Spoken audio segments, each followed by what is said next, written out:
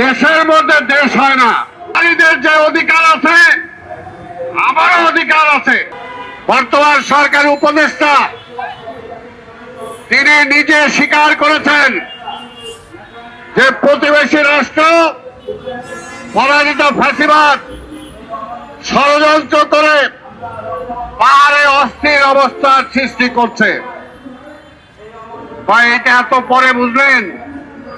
আমরা তো আগেই বলছি যে ফ্যাসিবাদের দোসররা সমাজের সব জায়গায় ঘাপটি মেরে বসে আছে।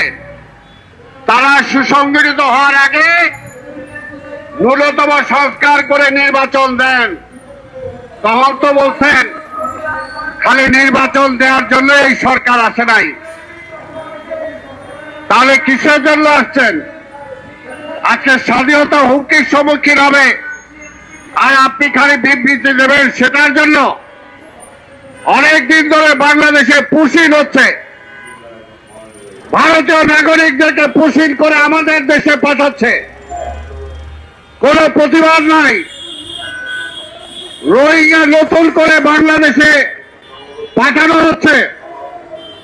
ভারতের যে সমস্ত রোহিঙ্গা ছিল সেই ভারতের রোহিঙ্গাদের বাংলাদেশে পাঠিয়ে দিচ্ছে। কোনো প্রতিবাদ নাই, কোনো প্রতিবাদ নাই। আজকে আমাদের স্বাধীনতা সার্বভৌমত্বের বিরুদ্ধে পরিষ্কারভাবে হুমকি দিচ্ছে